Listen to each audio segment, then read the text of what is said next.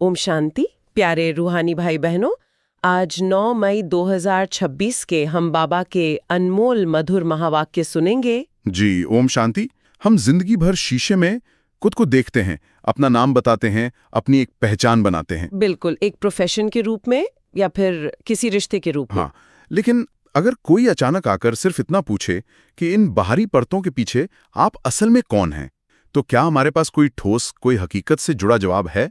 आज का पूरा फोकस इसी एक सवाल पर है कि सेल्फ रियलाइजेशन असल में है क्या। सचमुच ये एक ऐसा सवाल है जिसे हम अक्सर अपनी भागदौड़ में टाल देते हैं, है ना?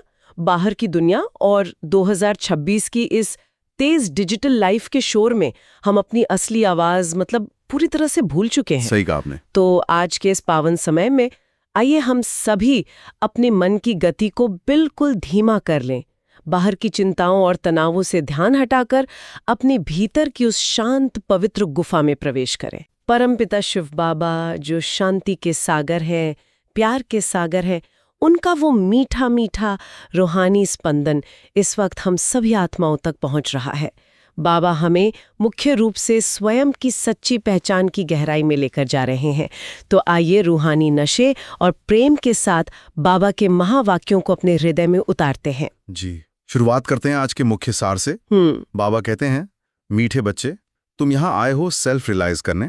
तुम अपने को आत्मा समझ परमात्मा बाप से सुनो, देही अभिमानी रहने का अभ्यास करो। वाह, इस महावाक्य की शुरुआत में ही जो एक गहरा ठहराव है उसे महसूस करें जरा।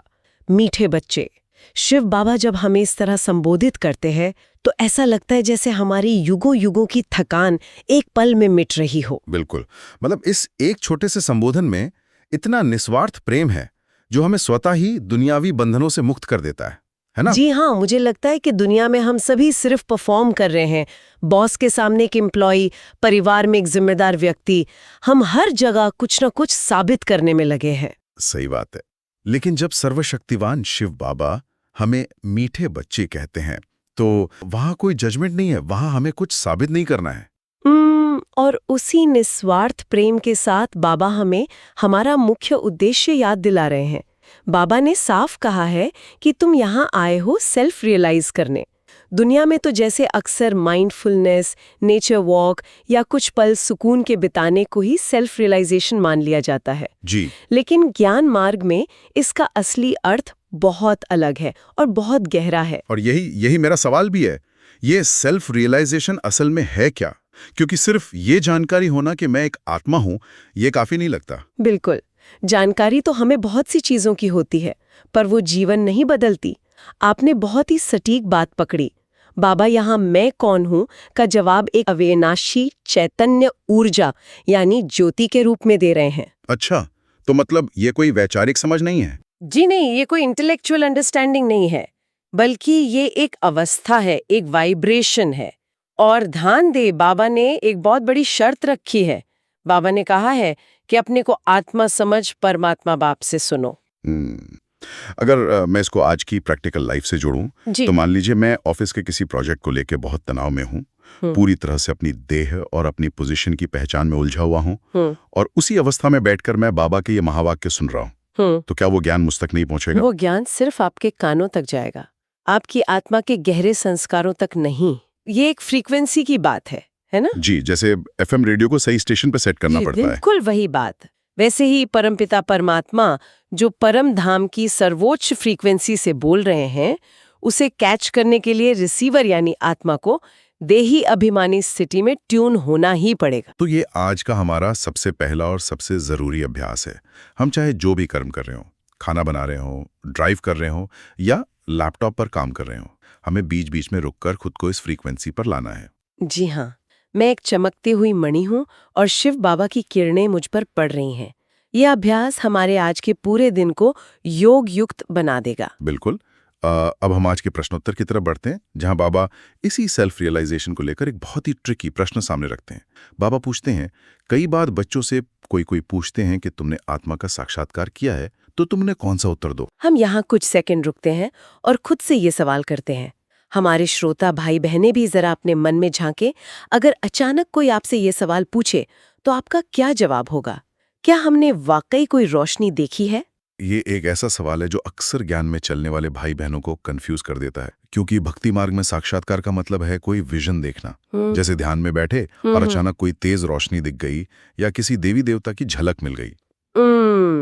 मैं भी शायद यही सोचती कि मैंने तो खुली या बंद आंखों से कोई ऐसी दिव्य रोशनी नहीं देखी, लेकिन बाबा का सटीक उत्तर देखिए, वो पूरी परिभाषा ही बदल देते हैं। जी, बाबा क्या कहते हैं? बाबा कहते हैं, बोलो, हाँ, हमने आत्मा का साक्षात्कार किया है। आत्मा ज्योति बिंदु है। आत्मा में ही अच्छे व बुरे संस्कार हैं। आत्मा की सारी नॉलेज अभी हमें मिली है। जब तक आत्मा का साक्षात्कार नहीं किया था, तब तक देह अभिमानी थे। अभी हमें परमात्मा द्वारा गॉड रियलाइजेशन और सेल्फ रियलाइजेशन हुआ है। वाह, ये एक बहुत बड़ा पैराडाइम शिफ्ट है। बाबा समझा रहे हैं कि जानकारी और साक्षात्कार में फर्क है, अनुभव और गहरी समझ का। बिल्कुल। बाबा कह रहे हैं कि जब आप ये समझ जाते हैं कि मेरे अंदर 84 जन्मों का पूरा रिकॉर्ड मौजूद है, मेरे ही भीतर सारे अच्छे बुरे संस्कार स्टोर हैं, और मैं इस भौतिक देह से बिल्कुल अलग एक चैतन्य ऑपरेटिंग सिस्टम हूँ, तो यही गहरी रियलाइजेशन सच्चा साक्षात्कार है। यानी ये कोई अंधभक्ति वाला विजन नहीं है, ये एक इंटेलेक्चुअल और स्पिरिचुअल अवेकनिंग है। जी। लेकिन इसमें एक और बहुत गहरी बात बाबा ने कही है कि गॉड रियलाइजेशन के बिना सेल्फ रियलाइजेशन अधूरा है। ऐसा क्यों? क्योंकि एक आत्मा अपनी असली पहचान, अपनी ओरिजिनल प्योरिटी को तब तक नहीं समझ सकती जब तक वो अपने ओरिजिनल सोर्स यानी परमात्मा के संपर्क में ना आए। सही कहा। जब तक बाबा ने आकर हमें नहीं बताया था, हम तो खुद को ये शरीर, ये नाम, ये जेंडर ही मानते थे ना। बिल्कुल। आत्मा को उसकी असली पहचान का आईना सिर्फ परमात्मा ही दिखा सकता है। और जब हम इस समझ में टिक जाते हैं कि मैं एक अविनाशी ज्योति बिंदु हूं और मेरे पिता परमपिता शिव हैं, तो रोजमर्रा का पुरुषार्थ कोई बोझ नहीं रहता। जी हाँ, फिर तो वो एक बहुत ही सहज और आनंददायक यात्रा बन जाती है। कितनी स्पष्टता आ जाती है ना मन में। तो अब हम बाबा की आज की मुख्य शिक्षाओं की ओर चलते हैं, और हमारी पहली मुख्य शिक्षा एक बहुत ही सुखद यात्रा के बारे में है, इस पतित दुनिया से पावन दुनिया की यात्रा। बाबा कहते हैं, बाप आए ही हैं साथ ले जाने। इस पतित दुनिया से पावन दुनिया में ले जाने के लिए बाप आए हैं। हम आत्माओं को साथ ले जाएंगे। इन वाक्यों को गहराई से अपने भीतर उतरने दे। जरा सोचिए, जब दुनिया में चारों तरफ हाहाकार है, अनिश्चितता है, ऐसे में स्वयं भगवान आके हमसे ये कह रहे हैं कि मैं तुम्हें साथ ले जाने आया हूं। कितनी निश्चिंतता का अनुभव होता है ये सुनकर। बिल्कुल। लेकिन यहाँ एक सवाल है जो अक्सर नए लोगों के मन में आता है। साथ ले जाने का मतलब क्या है? क्या कोई स्पेसशिप आने वाला है, या ये कोई फिजिकल उड़ान है? जी नहीं, ये कोई भौतिक उड़ान नहीं है। ये हमारी चेतना, हमारी बुद्धि की उड़ान है। मतलब? जैसे 2026 की इस दुनिया में जब हमारा कंप्यूटर या फोन बहुत ज्यादा वायरस से भर जाता है, करप्ट हो जाता है, तो हम उस सिस्टम से अपना जरूरी डेटा निकालते हैं और उसे एक नए सुरक्षित सिस्टम में ट्रांसफर कर देते हैं। अच्छा, बहुत सुंदर उदाहरण है ये। जी, उसी तरह ये दुनिया पूरी तरह से पतित यानी करप्ट हो चुकी है।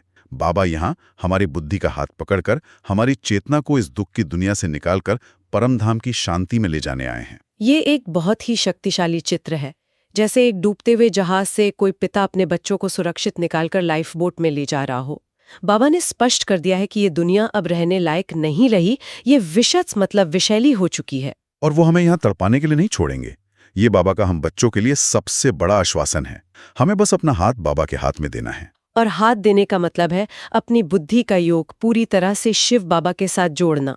जी, तो हम सभी भाई बहन अपने स्वचिंतन में यह गहराई से चेक करें, क्या हम सचमुच महसूस करते हैं कि शिव बाबा हमारे साथ खड़े हैं?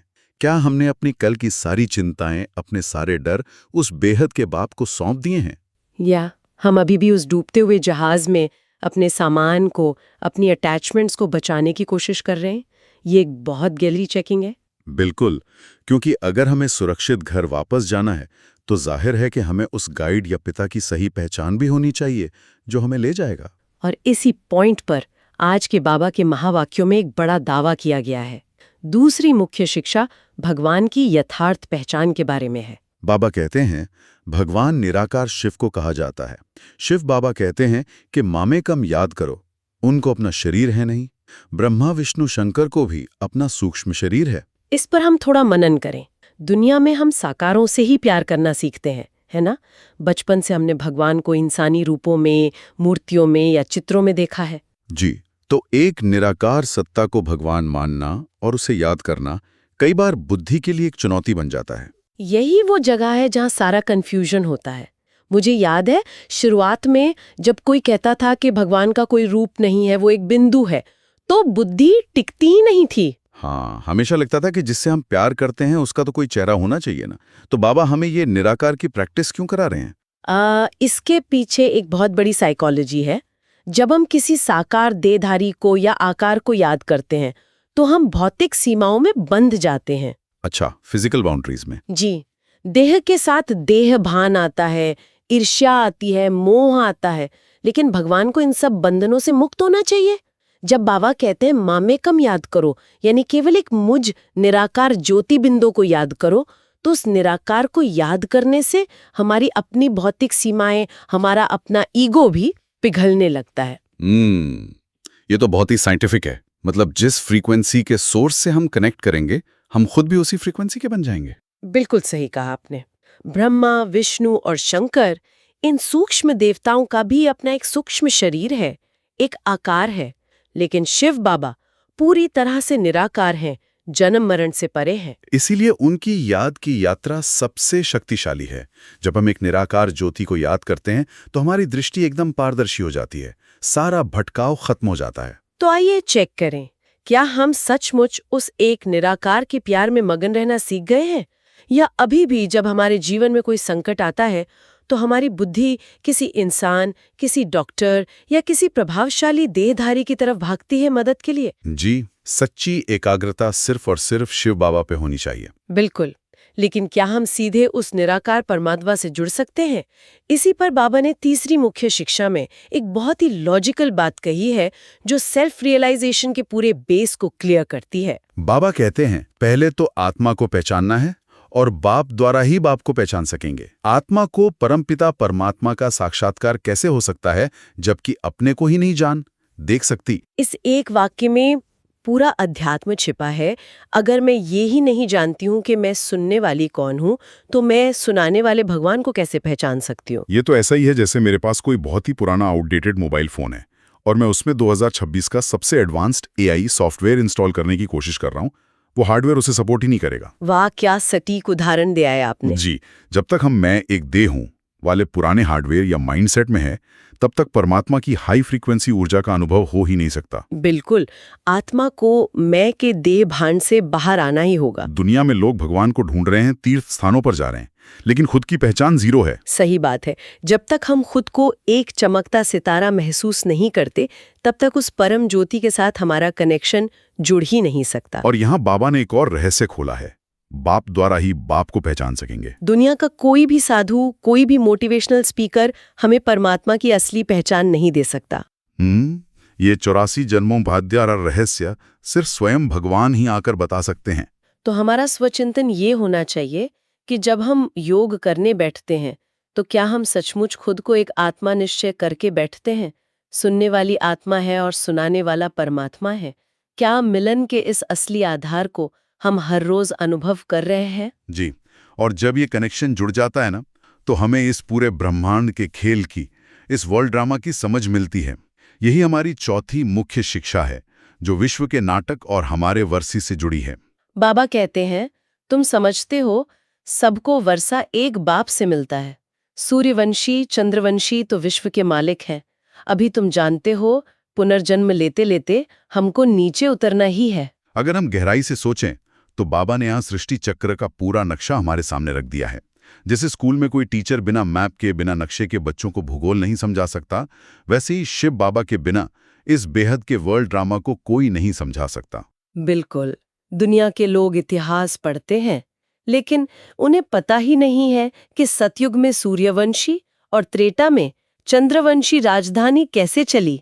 वे सोचते हैं कि शायद कोई युद्ध हुआ होगा, सत्ता पलटी होगी। जी, लेकिन बाबा हमें बताते हैं कि ये सब एक घराना है, एक परिवार है।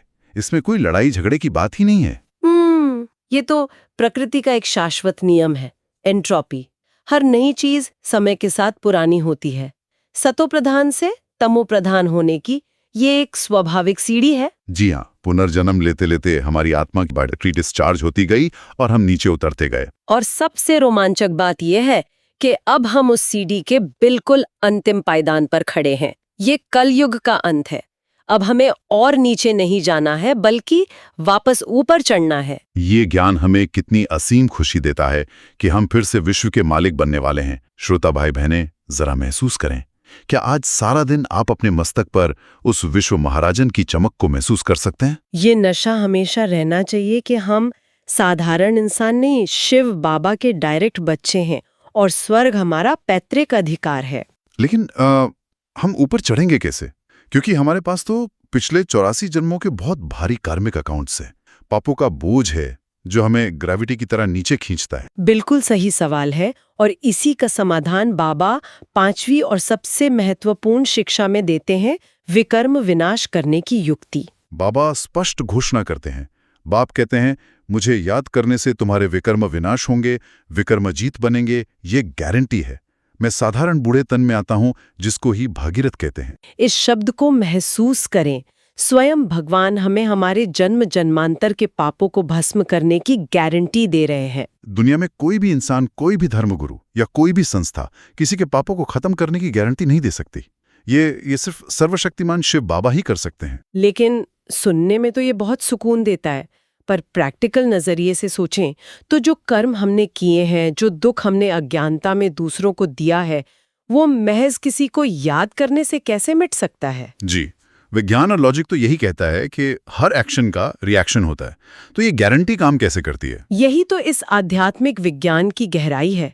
देखिए, कर्म का सारा बोझ, सारा अकाउंट इस देह और देह भान की फ्रीक्वेंसी से जुड़ा है। अच्छा। हाँ, जब हम अपनी चेतना को इस भौतिक दुनिया और शरीर के बंधनों से निकालकर एक निराकार ज्योति यानी शिव बाबा पर पूरी तरह एकाग्र करते हैं, तो हम उस कार्मिक फ्रीक्वेंसी से ही बाहर आ जाते हैं। इसका मतलब हम उस ऑपरेटिंग सिस्टम से ही लॉग आउट कर जाते हैं जहां वो सारे पाप और दुख स्टोर हैं। बिल्कुल। जब आत्मा परमपिता परमात्मा की सर्वोच्च और शुद्ध ऊर्जा के साथ कनेक्ट करती है, तो वो ऊर्जा आत्मा की बैटरी को तेजी से चार्ज करती है। जी, यही वो योग की अग्नि है जो पुराने और नेगेटिव संस्कारों के वायरस को अंदर से जलाकर खत्म कर देती है। सही कहा। यही विकर्म विनाश का सच्चा मैकेनिज्म है। और बाबा ने ये भी स्पष्ट किया कि वो किस तन में आते हैं। एक साधारण बूढ़े तन में, जिन्हें हम ब्रह्मा बाबा कहते हैं, वही भागीरथ हैं। बाबा ने ये बात इसलिए समझाई है ताकि हमारी बुद्धि ब्रह्मा बाबा के साकार शरीर में न अटके। हमें उस साकार माध्यम के भीतर बैठे उस निराकार शिव बाबा पर अपनी बुद्धि एकाग्र करनी है। तो आइए हम गहराई से चेक करें कि क्या हमारी याद में, हमारे योग में वो अग्नि है जिससे जन्म जन्मांतर के विकर्म भस्म हो रहे हैं। क्या हम सिर्फ शांति का अनुभव कर रहे हैं या हम सचमुच विकर्माजीत बनने की दिशा में आगे बढ़ रहे हैं? जी, इन गहरी और शक्तिशाली शिक्षाओं को समझने के बाद अब समय है इन्हें अपने प्रैक्टिकल जीवन में उतारने का। तो आज की मुरली से मेरा मतलब है, आज बाबा ने जो महावाक्य सुनाए हैं उनसे धारणा के लिए मुख्य सार में पहली बात बाबा कहते हैं, सवेरे सवेरे उठकर विचार सागर मंथन करना है। बाप जो सुनाते हैं उसे नोट कर रिपीट करना है, दूसरों को सुनाना है। सवेरे सवेरे का समय यानी अमृत वेला। 2026 की इस भागती हुई दुनिया में जहां हर कोई सुबह उठते ही अपना फोन चेक करता है, बाबा हमें एक बहुत ही शांत और शक्तिशाली डिसिप्लिन दे रहे हैं। बिल्कुल। उस वक्त वायुमंडल में कोई हलचल नहीं होती। और विचार सागर मंथन का व्यवहारिक रूप क्या है? इसका मतलब है कि जो ज्ञान हमने बाबा से सुना है, उसे सिर्फ एक न्यूज़ की तरह पढ़ लेना या सुन लेना काफी नहीं है। उसे डाइजेस्ट करना है। जी, उसे अपने मन में गहराई से सोचना है। जैसे हम दिन भर किसी समस्या के बारे में ओवर थिंकिंग करते हैं ना, वैसे ही ज्ञान के पॉइंट पर पॉजिटिव थिंकिंग करनी है। बिल्कुल सही। इस पॉइंट का मेरे जीवन में क्या मतलब है, मैं इसे आज कैसे यूज करूंगी, यही सच्चा विचार सागर मंथन है। और दूसरी बात जो बाबा ने धारणा के लिए कही, पावन दुनिया में चलने के लिए इस पतित दुनिया से बुद्धियोग निकाल देना है।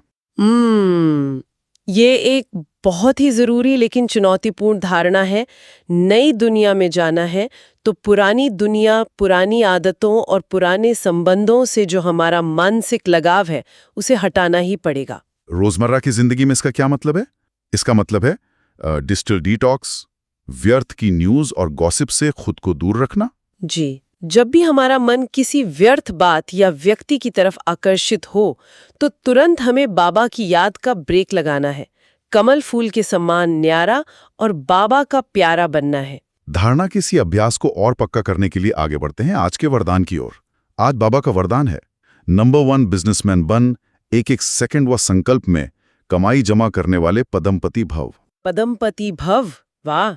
बाबा ने आज हमें एक रूहानी बिजनेसमैन का टाइटल दिया है और इसके स्पष्टीकरण में बाबा कहते हैं, नंबर 1 बिजनेसमैन वह है जो स्वयं को बिजी रखने का तरीका जानता है। बिजनेसमैन अर्थात जिसका एक संकल्प भी व्यर्थ ना जाए, हर संकल्प में कमाई हो। जैसे वो बिजनेसमैन एक एक पैसे को कार्य में लगाकर पदम गुणा बना देते हैं, ऐसे आप भी एक एक सेकंड व संकल्प कमाई करके दिखाओ, तब पदमपति बनेंगे। अगर हम इसे आज के कॉर्पोरेट या फाइनेंशियल वर्ल्ड से जुड़कर देखें तो एक अच्छा इन्वेस्टर अपने पोर्टफोलियो को रोज चेक करता है कि कहीं मेरा पैसा डूब तो नहीं रहा। वो एक एक पैसे का हिसाब रखता है। ठीक वैसे ही एक रूहानी व्यापारी के लिए उसकी सबसे बड़ी पूंजी या करेंसी क्या है? उसका अटेंशन, उसके संकल्प और उसका समय। बिल्कुल। अगर हमारा एक भी संकल्प व्यर्थ गया, मतलब किसी पुरानी बात का शोक मनाने में, किसी के बारे में नेगेटिव सोचने में या बिना वजह सोशल मीडिया स्क्रॉल करने में, तो वो हमारा सीधा सीधा रूहानी नुकसान है। जी, हमारी एनर्जी लीक हो रही है। बाबा ने बहुत अच्छी बात कही कि नंबर 1 बिजनेसमैन वो है जो खुद को ईश्वरीय सेवा और याद में बिजी रखता है। हाँ, जब हम कमाई करने में बिजी रहेंगे तो व्यर्थ संकल्पों की कंप्लेंट समाप्त हो जाएगी कि ये ऐसा क्यों है, वो ऐसा क्यों कर रहा है। इन शिकायतों के लिए हमारे पास टाइम ही नहीं होगा। तो आज हमें खुद का ऑडिट करना है। क्या मैं एक सफल रूहानी बिजनेसमैन हूँ? क्या मैं अपने हर पल को, अपने हर श्वास को बाबा की याद में इन्वेस्ट करके पदम गुणा कमाई कर रही हूँ? और इसी कमाई को सुरक्षित रखने और बढ़ाने के लिए आज का स्लोगन बहुत काम आएगा। बाबा ने स्लोगन दिया है, जो मांगता है वो खुशी के खजाने से संपन्न नहीं हो सकता। मांगता यानी भिखारीपन। अब हम सड़क पर खड़े होकर पैसे तो नहीं मांगते, लेकिन मनोवैज्ञानिक स्तर पर हम लगातार मांग ही रहे हैं, है ना? जी, जैसे मुझे कोई प्यार करे, मेरा बॉस मेरा सम्मान करे, लोग मुझे अप्रिशिएट करें। बिल्कुल। और जब तक हम किसी और से अपनी खुशी या शांति की उम्मीद कर रहे हैं, यानी मांगने की स्थिति में है, हम कभी आंतरिक खुशी से संपन्न नहीं हो सकते। ये स्लोगन हमारे लिए एक इनर स्विच की तरह काम करता है। सही कहा। जब भी मन किसी से कुछ अपेक्षा रखे, उसी वक्त इस स्विच को ऑन करें। खुद को याद दिलाएं कि मैं मास्टर, सर्वशक्तिवान हूं, मैं देने वाली, दाता आत्मा हूं, लेने वाली नहीं। और जैसे ही हम मांगने से देने की भावना में शिफ्ट होते हैं, खुशी का खजाना अपने आप छलकने लगता है। कितनी सुंदर विधि है ये मास्टर सर्वशक्तिमान बनने की। और इसी अवस्था को परमानेंट करने के लिए अब हम आज के अव्यक्त इशारे की गहराई में चलते हैं। आज के अव्यक्त इशारे में बाप दादा कहते हैं, सदा अचल, अडोल, एक रस स्थिति का अनुभव करो। सदा मास्टर सर्वशक्तिवान की सीट पर सेट रहने वाले ही अचल अडोल रहते हैं। बाप दादा कहते हैं, बच्चे, शरीर भी चला जाए लेकिन आपकी खुशी नहीं जाए। पैसा तो उसके आगे कुछ भी नहीं है। जिसके पास खुशी का खजाना है, उसके आगे कोई बड़ी बात नहीं। शरीर भी चला जाए लेकिन खुशी न जाए, ये सुनकर एक पल के लिए रोंगटे खड़े हो जाते हैं। ये कोई साधारण बात नहीं है। बिल्कुल, ये पुरुषार्थ की सबसे ऊंची और अंतिम अवस्था है, जिसे हम फरिश्ता स्थिति कहते हैं। आज की दुनिया में जरा सी परिस्थिति आती है, बैंक अकाउंट में बैलेंस कम होता है या शरीर में कोई छोटी सी बीमारी आती है, तो मनुष्य अंदर तक हिल जाता है, डिप्रेशन में चला जाता है। लेकिन बाबा के बच्चे अचल अडोल रहते हैं। क्यों? क्योंकि वे मास्टर सर्वशक्तिवान की सीट पर सेट हैं। उन्हें यह गहरी रियलाइजेशन हो चुकी है कि ये शरीर तो महज एक पुराना वस्त्र है। मेरी असली पूंजी, मेरी असली आइडेंटिटी तो मेरी अविनाशी खुशी है, मेरा बाबा है। भौतिक नुकसान आत्मा का बाल भी बांका नहीं कर सकता। इस ऊंची अवस्था तक पहुंचने के लिए हमें गहरी शांति और मौन का अभ्यास करना होगा। जब बाहर के तूफानों के बीच हमारे भीतर एक गहरा सन्नाटा होगा, तभी हम इस अचल स्थिति का अनुभव कर पाएंगे। जी, और इस गहरी शांति को स्थायी बनाने के लिए आइए हम आज 5 मुख्य स्वमान का अभ्यास करते हैं। हर स्वमान को हम सिर्फ सुनेंगे नहीं, बल्कि गहराई से महसूस करेंगे। बिल्कुल। तो हमारा पहला स्वमान है, मैं ज्योतिबिंदु चैतन्य आत्मा हूं। इसे अनुभव करने के लिए अपने ध्यान को बाहर की दुनिया से समेटकर भ्रिकुटी के बीच एकाग्र करें। महसूस करें एक चमकता हुआ सितारा, जो एक बहुत ही सूक्ष्म ऊर्जा है जो इस पूरे शरीर रूपी रथ को चला रहा है। और इस स्वमान में टिके रहने के लिए आज चलते फिरते दूसरों को भी उसी आत्मिक दृष्टि से देखें। फिजिकल अपीयरेंस नहीं, सिर्फ चमकती मणि देखें। जी, और प्रैक्टिकल व्यवहार में कोई भी कार्य करते हुए सोचें कि मैं आत्मा इन कर्मेंद्रियों द्वारा ये कार्य कर रही हूँ। हमारा दूसरा स्वमान है, मैं मास्टर सर्वशक्तिवान आत्मा हूँ। इसे अनुभव करें कि सर्वशक्तिवान शिव बाबा मेरे सिर के ऊपर हैं और उनकी सभी ईश्वरीय शक्तियाँ एक सुनहरी किरण के रूप में मुझ आत्मा में समा रही हैं। मैं शक्तियों से भरपूर हूँ। इसमें टिकने के लिए जब भी कोई अचानक मुश्किल आए तो घबराने या पैनिक करने के बजाय खुद से कहें, मुझ में इस परिस्थिति को पार करने की शक्ति मौजूद है। बिल्कुल। और प्रैक्टिकल व्यवहार में जब कोई आपके सामने क्रोध करे या अशांत हो तो आप उसे शांत करने की बजाय अपनी सहन शक्ति और शांति की शक्ति का प्रयोग स्वयं अचल अडोल रहें। हमारा तीसरा स्वमान है, मैं नंबर 1 रूहानी बिजनेसमैन हूँ। इसे अनुभव करने के लिए महसूस करें कि मेरा हर एक संकल्प, मेरा हर श्वास एक अनमोल हीरा है जिसे मैं ईश्वरीय याद के सबसे सेफ अकाउंट में इन्वेस्ट कर रहा हूँ। जी, और इस स्वमान में टिकने के लिए हर 1-2 घंटे के बाद अपनी चेकिंग करें कि पिछले कुछ समय में मैंने कितने व्यर्थ संकल्प किए और कितनी कमाई जमा की। और व्यवहार में जब आपको लगे कि कोई चर्चा गॉसिप की तरफ जा रही है तो वहां से किनारा कर लें या मन ही मन बाबा को याद करें। अपना अमूल्य समय बर्बाद न होने दें।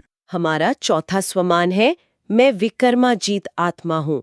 इसे अनुभव करें कि शिव बाबा की शक्तिशाली याद की एक भस्मीभूत करने वाली अग्नि जल रही है और मेरे जन्म जन्मांतर के सभी पाप, मेरे सारे नेगेटिव संस्कार उस अग्नि में स्वाहा हो रहे हैं। मैं एकदम पवित्र और क्रिस्टल क्लियर हो रही हूँ। इसमें टिकने के लिए कोई भी नया कर्म करते समय अत्यधिक अटेंशन रखें कि मुझसे कोई भी ऐसा काम न हो जो बाबा की श्रीमत के खिलाफ हो। जी, और व्यवहार में अगर कोई पुरानी बुरी आदत या संस्कार फिर से उभरने की कोशिश करे तो तुरंत बाबा की याद का शक्तिशाली योग लगाकर उस बुराई के बीज को खत्म करें। और हमारा 5वां और अंतिम स्वमान है, मैं खुशी के खजाने से संपन्न दाता आत्मा हूँ। इसे अनुभव करें कि मैं एक खिला हुआ रूहानी गुलाब हूँ जिसकी खुशबू, प्योरिटी और प्यार की खुशबू चारों तरफ फैल रही है।